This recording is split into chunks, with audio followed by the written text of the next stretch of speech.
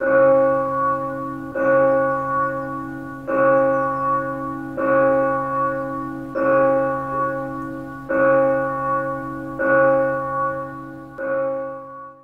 Timothy 6:6 అందరం ఒకసారి చదువుదామండి. చదవండి. సంతృష్టి సహితమైన దైవ భక్తి గొప్ప లాభ సాధనమై ఉన్నది. అందరూ చెప్పండి. సంతృష్టి సహితమైన దైవ భక్తి గొప్ప లాభ సాధనమై ఉన్నది. ఎక్కడన్నా లాభం వస్తుంది అంటే ఆగుతారా ఎవరైనా? లాభం ఎక్కడన్నా వస్తుంది అని అంటే అక్కడ మనం ఎంతైనా ఇన్వెస్ట్మెంట్ పెడతాం. లేదా అక్కడికి లాభం జరుగుతుంది అనుకుంటే అక్కడికి పరిగెత్తుకొని పోతాం. లాభం ఉంది అనుకుంటే ఏమాత్రం కూడా వెనుక, లాభం లేదు అనుకుంటే అక్కడ పోయినా ఏమి లాభం లేదనుకొని ఏం చేస్తామంటే నిరాశపడినట్లుగా ఉంటాం. అయితే దైవ భక్తి అనేది గొప్ప లాభం. ఒక మనిషికి భక్తి ఉంటుంది. ఏముంటుంది ఒక మనిషికి? ఇప్పుడు అందరూ మనం ఎందుకు వచ్చారు ఇక్కడికి? భక్తితోనే వచ్చారా? భక్తి లేకుండా వచ్చారా? భక్తితోనే వచ్చాం. భూమి మీద పుట్టిన ప్రతి మనుషుడు కూడా ఏదో ఒక దేవునికి భక్తి చేస్తూనే ఉంటాడు. ఏం చేస్తాడు? భక్తి కలిగి ఉంటాడు. ఎందుకంటే వాళ్ళు ఎవరైనా పెట్టుకొని ఇగో నేను భక్తి కలిగి ఉండాలి, ఈ దేవునికి ఈ విధమైన భక్తి మార్గంలో నడవాలి, ఆ భక్తికి కావలసిన విషయాలన్నీ తెలుసుకొని అందులో కొనసాగటానికి నడిపించబడటానికి ఇష్టపడుతూ ఉంటాడు. కాబట్టి క్రైస్తవ జీవితంలో కూడా భక్తికి ఆధారం ఏమిటి? యేసుప్రభువుని మనము ఆయన ఎందుకు భక్తి కలిగి ఆరాధించాలి? యేసుప్రభువు దగ్గర భక్తితో ఎందుకు రావాలి? అసలు ఈ భక్తికి మూలం ఏంటి? అసలు ఈ భక్తి అందుకే ఉంటే దైవ భక్తి అన్నారు. ఇక్కడ ఇంకో మాట యాడ్ చేయం. ఏం భక్తి అంటే అది? మనుషులందరూ దేవుడి మీద భక్తి కలిగి ఉంటారా? మనుషుల మీద కూడా ఉంటారా? చెప్పండి. మనుషుల మీద కూడా ఉంటారా? కొంతమంది మనుషుల మీద కూడా భక్తి, దేవుడి మీద ఉండేది కొంతమంది తక్కువ. అయితే మనుషుల మీద కూడా ఉంటుంది భక్తి. వాళ్ళకు దాన్ని ఏమంటారంటే ముఖస్తుతి అంటారు. ఏమంటారు? భక్తి చేయడం అంటే వాళ్ళ ముందు వంగి దండాలు పెడతారు. తర్వాత వెనకపోయిన తర్వాత ఎన్నో తిడతా ఉంటారు. ముందున్నప్పుడు దండం పెడుతూ వంగి దండం పెట్టి ఎంతో నమస్కారం పెట్టినట్టు విధేయత చూపించినట్టు చూసి తర్వాత ఎన్నుపోటు పడుస్తూ ఉంటారు. దాన్ని ముఖస్తుతి అంటారు. దాన్ని ఏమంటారు? అది కూడా భక్తే. కానీ ఆ భక్తి అది తనకు ప్రయోజనకరమైనదేం కాదు. అది లేదా ఎదుటి వాళ్ళు కూడా దేవుడు కూడా ప్రయోజనకరమైనదేం కాదు. మనుషులు కూడా కొంతమంది భక్తి కలిగి ఉంటారు, దండం పెట్టుకుంటారు. ఈ మనిషిని ఎట్లా ఫాలో కావాలి, ఏనే నాకు ఒక మోడల్. ఎందుకు ఒక మనిషిని ఎలా భక్తి కలిగి ఉంటారు అని అంటే నేను ఆయనలాగా ఉండాలి అనేటువంటి ఆ మోడల్లో అందులో పోవడానికి ప్రతి ఒక్కళ్ళు ఎవరో ఒకళ్ళు అనుకరిస్తూ ఉంటారు. దేవుని సేవకులు కూడా అంతే. ఎట్లా ఉంటారంటే ఒకళ్ళు పౌల్లాగా ఉండాలనో, లేకపోతే కొంతమంది భక్సింగ్ గారు చెప్పినట్టు చెప్పాలనో, ఇంకొకళ్ళు చెప్పినట్లు నిన్న చెప్తే ఆయన వాక్యం ఉంటే అచ్చం ఒక ఆయన జయరాజు గారు చెప్పినట్టు చెప్పారు. అంటే ఒకళ్ళు అనుకరిస్తూ ఉంటారు. ఏం చేస్తారు? ఒక్కొక్కళ్ళు అనుకరిస్తారు. మొన్న ఆ మెసేజ్ మరి మీరు ఏమనుకుంటారో తెలియదు. ఏమనుకుంటున్నారు మీరు? నేను ఎవరైనా చెప్పినట్టు చెప్తానా అని మీకు అర్థం కాదు. చెప్పే నాకు అర్థం కాదు, కానీ వినే మీకు అర్థమవుతుంది. నేను ఎవరినన్నా అనుకరిస్తున్నా లేకపోతే ఎవరిలాగా చెప్తానా అనేది నేను ఒక ఆత్మీయమైనటువంటి ఒక దైవజనుడి దగ్గర పెరిగాను. కానీ మరి ఆయన చెప్పే విధానం నాకు రాలే. ఆయన చెప్పే విధానం చాలా స్లోగా ఉంటుంది, చక్కగా ఒక విధంగా ఉంటుంది. అయితే భక్తికి ఆధారం అంటే ఒక మనిషిని అనుకరించడం. ఆయన మంచి మార్గంలో నడిచాడు, నేను అట్లా నడవాలని. అందుకే నేను క్రీస్తును పోలి నడుచుకున్న ప్రకారము మీరు నన్ను పోలి నడుచుకోండి అని పౌలు గారు చెప్పాడు. యేసుప్రభువు వారు ఎట్లా నడిచాడో పౌలు గారు కూడా అట్లా నడవాలి అని, ఆయనతో నడవాలంటే ఆయన ఏం చేశాడో, ఎట్లా జీవించాడో, ఎట్లా మాట్లాడాడో, ఎట్లా నడిచాడో చేయడమే భక్తి. అంతేనా కాదా? భక్తికి కావాల్సిన విషయం ఏంటి అంటే ఒక భక్తుడు ఇప్పుడు యేసుప్రభువు వారు మనకు ఒక గొప్ప దేవుడని తెలుసుకున్నాం. నేను తెలుసుకోవడానికి కూడా ఈ మనం చదివిన వాక్యంలో ఆధారం ఉంది. ఇదంతా ఇక్కడ వచ్చి మనం భక్తి చేస్తున్నాము దేవునికి అంటే దీనిలో ఒక అర్థం ఉంది. దీనికి ఏముంది? అర్థం లేని భక్తి కాదు మంది. వ్యర్థమైపోయే భక్తి కూడా కాదు.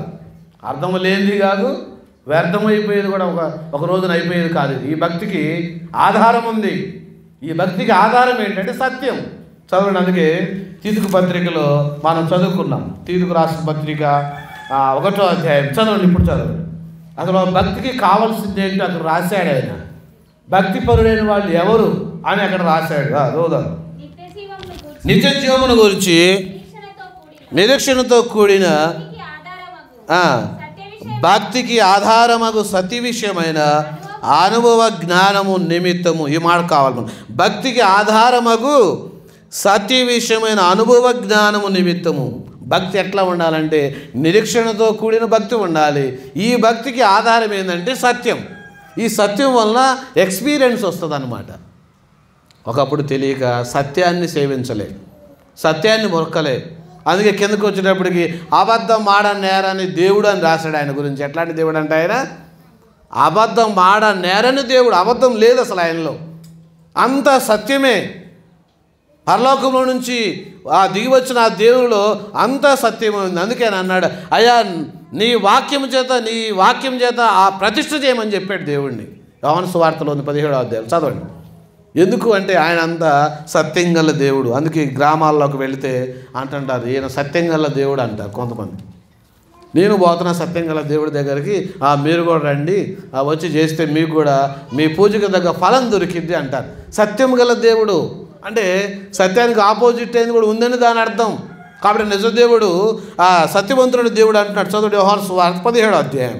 ఎందుకు ఆ సత్యంలో ఉండమన్నాడంటే చదువుదాం. యోహాను సువార్త దేవుని వాక్యంలో ఒక మాట చదువుకుందాం. 17వ అధ్యాయము 17వ వచనము నుంచి. సత్యమందు వారిని ప్రతిష్ఠ చేయము, నీ వాక్యమే సత్యము, నీవు నన్ను లోకమునకు పంపిన ప్రకారము నేను వారిని లోకమునకు పంపితిని. వారిను సత్యమందు ప్రతిష్ఠ చేయబడినట్లు వారి కొరకై నన్ను ప్రతిష్ఠ చేసుకొనుచున్నాను. దేవుడు దేనికోసం ప్రతిష్ఠ చేసుకున్నాడు చెప్పండి? దేనికోసము? సత్యం కోసమే. ఆ వాక్యమే సత్యం, ఆయనే దేవుడు, ఆయనే సత్యం, అంతా ఆయనే. కానీ ఈ సత్యమును మనకిచ్చి లోకంలోకి పంపారని అక్కడ ఆ మాట తెలియపరుస్తూ ఉన్నాడు. సత్యము అంటే అబద్ధము లేనటువంటిది అని అర్థం. ఈ సత్యాన్ని గురించిన అనుభవం వస్తే అదే భక్తి. ఈ సత్యమును గురించినటువంటి అనుభవం రావాలి, నీకు ఎక్స్పీరియన్స్ రావాలి. ఎంత అనుభవం వస్తుంది? ఎన్ని థియరీలు చదివినా అనుభవం రాదు. ఏం చేయాలి? దాన్ని ప్రాక్టికల్ చేస్తేనే వస్తాయి. ప్రాక్టికల్ చేస్తేనే ఎక్స్పీరియన్స్, అనుభవం వస్తుంది. అంతే. క్రైస్తవ జీవితం కూడా అంతే. మనం అనుకుంటున్నాం కానీ మనం ఎంత థియరీలుగా చదివినా దేవుడు మన జీవితంలో కష్టాలను అనుమతిస్తుంటాడు. ఏమనుమతిస్తాడు? శ్రమలు అనుమతిస్తాడు, అనారోగ్యాలు అనుమతిస్తూ ఉంటాడు. ఎందుకంటే దేవుడు ఎంత సత్యవంతుడో మనకు అర్థం కావడానికి అవన్నీ మన మీదకి వస్తూ ఉంటాయి. అవి వచ్చినప్పుడు మనకు దేవుని గురించిన అనుభవ జ్ఞానం పెరిగిద్ది. ఏమైంది? దేవుడి గురించి అనుభవ జ్ఞానం. ఈ కష్టం వచ్చినప్పుడు ఒకే విధంగా దావీదు విషయం ఎగ్జాంపుల్ తీసుకుందాం. దావీదు రాజు అయిన తర్వాత, ఎందుకంటే ఆయన ఫిలిస్తీన్లను ఘోరంగా చంపినవాడు, అవునా కాదా? అందులో ప్రాముఖ్యమైనటువంటి గొల్యాతును చాలా ఘోరంగా ఓడించి చంపేశాడు. ఇంత చిన్నవాడు అంత పెద్దవాడిని చంపేశాడు. అందుకని ఆయన మీద ఇక్కడ దాకా కక్ష పెట్టాడు. ఎక్కడ దాకా? దావీదు కనుక దొరకాలి కానీ వాడిని మామూలుగా కాదు, ఆకాశ పక్షులకు పడేయాలన్న కష్టం ఉన్నారు. అందుకే దావీదు రాజు అయినాడు. 2వ సమూయేలు గ్రంథంలో రాజు అయినప్పుడు ఏం చేశారంటే వాళ్ళందరూ ఫిలిస్తీన్లు అందరూ వచ్చారంట పట్టుకోవడానికి. వస్తే ఈయనేం చేస్తున్నాడు ఇప్పుడు పౌరుషంతో ఆ గొల్యాతు కూడా అంటలే. ఏమంటున్నాడు? అయ్యా తండ్రి, నేను యుద్ధానికి పోవాలా లేదన్న ఆయన అంటున్నాడు. ఏమంటున్నాడు? దేవుడి దగ్గర ప్రార్థన చేస్తున్నాడు. చేస్తే సరే వెళ్ళు, విజయం ఇస్తా పో అని చెప్పినాడు. అప్పుడు కనుక ప్రార్థన చేసుకుని పోతే ఓడిపోయేవాడే. మళ్ళీ వచ్చారు. ఒకసారి ఓడించి వచ్చాడు, మళ్ళీ వచ్చాడు. అయ్యా మళ్ళీ ఏం చేయాలైనా మళ్ళీ వచ్చారు ప్రభా వాళ్ళ మీదకి అన్నాడు. అనగానే మళ్ళీ ప్రార్థన చేయి, ఇటు పోవద్దు, ఈసారి ఇటు నుంచి పోవని చెప్పాడు. ఏం చెప్పాడు? ఈ ప్లేస్లో పోవద్దు, చుట్టూ తిరిగి ఇట్లా వెళ్ళని చెప్పాడు. రూట్ మార్చిరామన్నాడు. రూట్ మార్చిపోమంటే సరైన రూట్ మార్చిపోయినాడు. అంతే. దేవుడు విజయం ఇచ్చాడు. కాబట్టి ఆ కష్టాల్లో దావీదుకి ఏమర్థమైందనంటే అనుభవం వచ్చింది. ఏమొచ్చింది? కష్టం రాగానే మోకాళ్ళ మీదకి వచ్చి ప్రార్థన చేశాడు. అయ్యా ఫిలిస్తీన్లు అందరూ వచ్చారు, అప్పుడైతే ఒక్కడిని చంపిన కూడా వాళ్ళందరూ వచ్చి పడ్డారు ఇప్పుడు నా మీద, నేనేం చేయాలి? ఒక్కడిని చంపితే ఎంతమంది వచ్చారు? నేను రాను, అందరూ వచ్చి పడినారు, నన్నేం చేయమంటావు అంటే ప్రార్థన చేయి. విచారణ చేశాడు. ఒకసారి ఒక రూట్లో పోమన్నాడు, రెండోసారి రెండో రూట్లో పోమన్నాడు. దేవుడు విజయం ఇచ్చాడు. కాబట్టి వీటి ద్వారా మనకు అనుభవం వస్తుంది.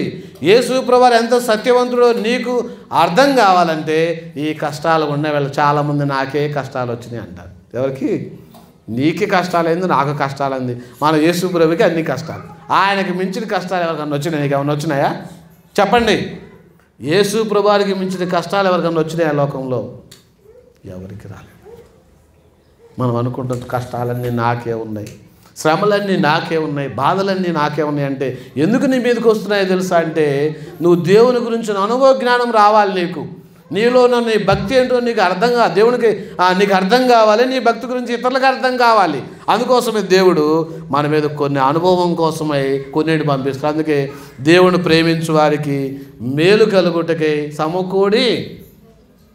సమకూర్చి జరుగుతాయంట. ఎందుకు అని అంటే అవి మన మీదకి వచ్చేది సమకూడి మనం సెటిల్ చేయటానికి. ఒక కారు కొన్నాం అనుకోండి, ఒక కారు కొన్న తర్వాత కొద్ది రోజులు వాడతాం. లేదా ఒక బైక్ కొన్న తర్వాత దాన్ని ఏం చేస్తారు? వాడుకుంటాం మంచిగా. ఒక 1500 కిలోమీటర్లు 1000 కిలోమీటర్లు పోగానే దాన్ని తీసుకోవాలి. ఎక్కడ తీసుకోవాలి చెప్పండి? ఎక్కడ పోవాలి? షోరూమ్ తీసుకోవాలి. షోరూమ్ తీసుకుపోతే ఏం చేస్తాడు ఆయన? సర్వీసింగ్ చేయాలంటాడు. ఏమంటాడు దాన్ని? ఎందుకు సర్వీసింగ్ చేయాలి దాన్ని? మరి ఇది కొత్త బండి, దీనికి మొత్తం కూడా అక్కడ తీసుకోగానే దాని బోల్ట్లన్నీ లూజ్ అవుతాయి. ఏమైతే ఒక 1000 కిలోమీటర్లు 2500 తిరగగానే ఏమవుతుంది? అది అన్నీ కొంచెం లూజ్ అవుతాయి. మళ్ళీ అన్నీ ఏమవుతాయి? టైట్ చేస్తాడు. టైట్ చేస్తే మళ్ళీ చక్కగా పనిచేస్తుంది. మళ్ళీ తిరిగి ఒక 5000 అయిన తర్వాత ఇప్పుడు మళ్ళీ రమ్మంటాడు. మళ్ళీ వస్తే మళ్ళీ సర్వీసింగ్ చేస్తాడు. మళ్ళీ టైట్ అవుతాయి. మళ్ళీ బండి సాఫ్ట్గా పోతుంది రోడ్డు మీద. లేదంటే లుకలుకలుకలుకలాడుతా ఏమవుతుంది? మొత్తం ఊడైపోతుంది. మన సంగతి కూడా అంతే. మనం సర్వీస్ చేస్తాడు దేవుడు. ఏం చేస్తాడు మనల్ని? మనం సర్వీసింగ్ పోవాల్సిందే. 1000 కిలోమీటర్లు పోయినామా, 500 కిలోమీటర్లు పోయినామా, 5000 పోయినామా, 5 సంవత్సరాలు అయిందా, 10 సంవత్సరాలు అయిందా అన్నాడు కదా. 10 దినాలు శ్రమ కలుగునని చెప్పాడు దేవుడు. ఏం చెప్పాడు? 10 దినాలు శ్రమ కలుగు, అయినా ధైర్యం తెచ్చుకో, నేను నీతో కూడా ఉండాలి. చాలా బైబిల్ మనకు అర్థవంతంగా భక్తిని నేర్పిస్తుంది. కానీ మనం అర్థం చేసుకోవాలి. భక్తి అంటే బైబిల్ తీసుకొని రావటం, పాటల పుస్తకం తీసుకురావటం, ప్రార్థన చేసుకోవటం, బైబిల్ చదువుకోవటం, ఇది మంచిదే, భక్తే. కానీ ఈ భక్తిలో ఉన్న శక్తిని నేను ఆశ్రయించాలి. ఈ భక్తిలో ఉన్నటువంటి దానిని మనం అర్థం చేసుకోవాలి. ఇది అర్థం చేసుకోవాలంటే అనుభవం రావాలి. అనుభవం రావాలంటే ఆ సత్యవంతుడైన దేవుడు ఎంత శ్రమలు పొందాడో ప్రతి వారము ప్రతిరోజు ఆయన సిలువను చూడాలి. ఆయన సిలువను ఎప్పుడు నువ్వు చూడగలుగుతూ ఉంటావో, ఆ సిలువలో వేలాడుతున్న యేసయ్య నీకు కనబడతా ఉంటే అనుభవం వస్తుంది. అందుకే నిదానించి చూసిన వాడు బ్రతికాడంత రాయబడింది. ఎవరిని? ఇక్కడ పాములు గరిచినాయి కొంతకాలంలో, మోషే కాలంలో. ఆయన అన్నాడు, ఒక ఇతర సర్పాన్ని ఎత్తు, దాన్ని నిదానించి చూసిన వాడు బ్రతుకుతాం. తాపకరమైన పాములు అంటే పాములు కాదు. అవి వచ్చి అందరినీ కరుస్తూ ఉంటున్నాయి. కరిస్తే అందరూ చనిపోతూ ఉన్నారు. అయ్యా ఏం చేయాలి? ఇజ్రాయెల్ అందరూ చచ్చిపోతున్నారంటే ఒక ఇతర సర్పాన్ని ఎత్తు అని అంటే ఇజ్రాయెల్ ఒక సర్పాన్ని ఎత్తి పెట్టాడు. పెడితే ప్రతివాడు దాని దగ్గర పోయి నిదానించి చూస్తే బ్రతికాడు. వాళ్ళు చేసింది ఏమి లేదు. అక్కడ ఏంది? సిలువను కూడా నువ్వు నిదానించి చూస్తే బ్రతుకుతావు. అనుభవం వస్తుంది. యేసు ప్రభువారి సిలువను మనం ఊహించుకొని మన కళ్ళెదుట ఎప్పుడు చూస్తూ ఉండాలి. ఈ బల మీద ఆయన యొక్క శరీర రక్తాన్ని ఆ శిలువలో వేలాడి కాచడం ద్వారానే వచ్చిందని ఎప్పుడు గుర్తు చేసుకుంటూ ఉంటామో అప్పుడు అనుభవం వస్తుంది. లేకపోతే మనం ఎన్ని థియరీలు చదివినా, ఎంతమంది దగ్గరికి వెళ్ళినా, ఎక్కడెక్కడికి వెళ్ళినా మనకు అనుభవం అనేది చాలామందికి, నాకు చాలా అనుభవం ఉంది అనుకో, అనుభవం కష్టము ద్వారా వస్తుంది. యేసుప్రభువు వారి సిలువను చూడటం ద్వారా వస్తుంది. సిలువను వెంబడించడం ద్వారా వస్తుంది. అందుకే ప్రతివాడు తన సిలువను ఎత్తుకొని నన్ను వెంబడించమన్నాడు. ఎట్లా వెంబడించాలంటే ఎట్లా వెంబడించాలి చెప్పండి? సిలువను ఎత్తుకోమన్నా సిలువను అక్కడ పడేయమన్నాడా? ప్రతి ఒక్కడికి సిలువ పెట్టాడు. మన సిలువలు ఉంటాయి. మన భార్య మనకు సిలువ. ఎవరికి? భర్తలే సిలువ, పిల్లలే సిలువ, మామూలు కాదు. మన భార్యలు, మన పిల్లలు, మన పక్కన వాళ్ళు, అక్కడ వాళ్ళే మన సిలువలు. అంటే సిలువ అంటే ఏదో కొయ్యను మోయాలని అర్థం కాదు. వాళ్ళే మనకు మనశ్శాంతి లేకుండా చేస్తారు, ఆరోగ్యం లేకుండా చేస్తారు, సమస్యలకు కారణమవుతారు. అదే సిలువ. కాబట్టి ప్రతివాడు తన సిలువను ఎత్తుకొని ఏం చేయాలి? ఆయన నా పేరు గల ఆయన ఒక ఆయన ఉన్నాడు, ఆయన పేరు కాలని చెప్పాలి. ఆయన పెద్ద ఆయన నాకంటే, సంగారెడ్డిలో ఉన్నాడు, ఆండ్రూస్ గారు అని ఉన్నాడు. ఆయన చెప్తాడు, మంచి భార్య దొరికింది, మంచి ఉద్యోగం ఉంది అనుకుంటే పిల్లలు అంటే ఎమకింకర్లు అవుతారంట. వాళ్ళు ఏమవుతారని చెప్పాడు, భలే చెప్తాడు ఆయన మెసేజ్ చెప్తే. అసలు బైబిల్ ఏదైనా కానీ జెండల మీద 2 గంటలు ప్రసంగం చేస్తాడు. భార్య మంచిగా దొరికింది, ఉద్యోగం బాగుంది అనుకుంటే పిల్లలు ఎమకింకర్లుగా తయారవుతారంట. పిల్లలు మంచోళ్ళుగా ఉన్నారంటే భార్య బాగుండదంట, భార్య బాగుందంటే భర్త బాగుండంట. వీళ్ళంతా బాగున్నారంటే బంధువులు ఎవడో ఒకడు ఉంటాడు, వీళ్ళ మీద ఎప్పుడు పడి ఆడిపోసుకుంటూ ఉంటాడంట. ఏదో ఒకటి ఏంది మనకి ఎప్పుడు శ్రమ. ఎందుకు? సిలువ ఉంటేనే మనం బాగా అడుగు ముందు కరెక్ట్గా వేస్తాం. ఎందుకు? కింద పడతామని భయం ఉంటుంది. బరువు ఎత్తుకునేది ఎట్లా నడుస్తాడు, బరువు లేనివాడు ఎట్టబోతాడు చెప్పండి. దిగినోడికి తెలిసిద్దంటే లోతులో బాయి లోతు తెలుసు, ఒడ్డు నుండి చెప్పేవాడికి ఏం అర్థమవుతుంది? అవునా కాదా? అలాగనే బరువు ఎత్తుకున్న వాళ్ళని ఎట్లా నడుస్తామంటే ఈ అడుగు పెడితే బండ మీద కింద పడతామా బురదలో పడతామని జాగ్రత్తగా అడుగేస్తాడు. అందుకే క్రైస్తవ జీవితంలో మనం వేసే ప్రతి అడుగు కూడా చక్కగా పడాలంటే మన సిలువను ఎత్తుకుని ప్రతిరోజు మనం నడవాలి. దాని ద్వారా అనుభవం వస్తుంది. ఆ అనుభవమే సత్యమును, యేసుప్రభుడు ఎంత సత్యవంతుడో మనకు అర్థమవుతూ ఉంటుంది. ఇక్కడ అందుకే చెప్పాడు ఏమనంటే సత్యమును గురించిన అనుభవమే. నీ భక్తికి ఆధారం ఏంటంటే సత్యం. నీ భక్తికి ఆధారం ఎవరంటే అబద్ధం కాదు. నువ్వు భక్తి చేసే దేవుడు అబద్ధంగా, సత్యం నిజమేది. సత్యం ఒక రోజున జయం కలుగు చేస్తుంది, అబద్ధం ఒక రోజున ఓడిపోయింది. సిలువలో సాతానుడు ఓడించాడు, అబద్ధికుడు వాడు అబద్ధానికి జనకుడై ఉన్నాడు కాబట్టి సిలువలో ఓడిపోయినాడు, పునరుద్ధానంతో ఓడిపోయినాడు. అయితే యేసుప్రభువు వారు సత్యంతో తిరిగి లేపబడ్డాడు. ఇంకా నువ్వు నా పిల్లల్ని ఏమీ చేయలేవు, ఎందుకంటే మన కాళ్ళ కింద వారిని చితక దొరకిస్తూ ఉన్నాడు. మనకు ఆ విశ్వాసం ఉంటే సైతాన్ని రోజు చితక దొరకవచ్చు.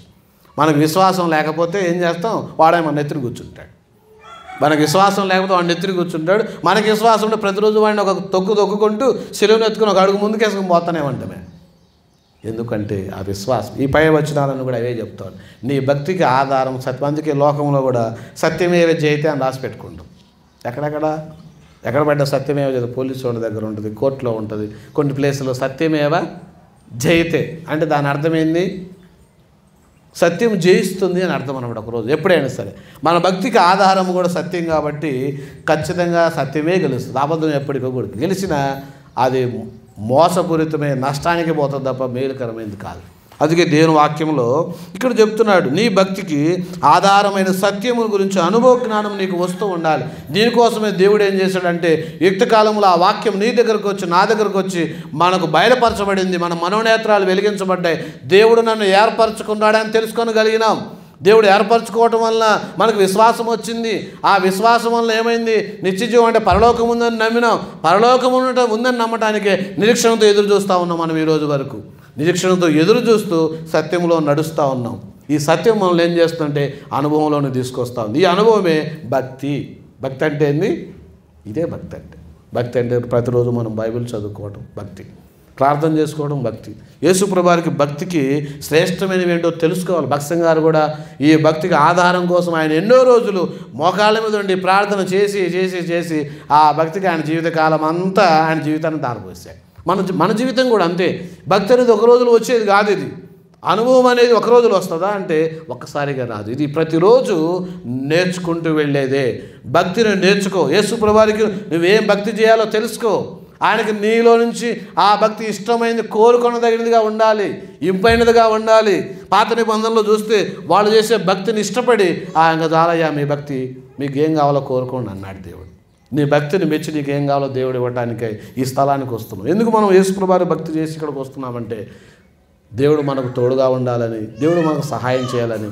రెండోది ఈ భక్తిలో ఉన్న శ్రేష్టమైన విషయాలు తెలుసుకోవడానికి ఇక్కడికి వస్తూ ఉంటున్నాం ప్రతిరోజు కూడా, ప్రతి వారం కూడా. అందుకే ఇక్కడ ఈ మాటను తీతుకు రాస్తూ ఈ యొక్క చూసినామనంటే అపోస్తలుడైన పౌలు గారు రాస్తూ వచ్చారు. చూడండి ఆ మాట ఒకసారి చదువుదాం.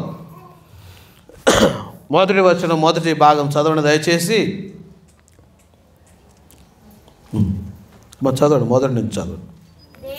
దేవుడు ఏర్పరచుకునే వారి విశ్వాసము నిమిత్తము నిత్యజీవమును గురించిన నిరీక్షణతో కూడిన భక్తికి ఆధారమగు సత్య విషయమైన అనుభవ జ్ఞాన నిమిత్తమును చాలు. దీని భక్తి అంటే ఈ భక్తి నీవు కలిగి ఉన్నావా లేదని దేవుడి మధ్యాహ్నం నేను ప్రశ్నిస్తున్నాడు అంతే.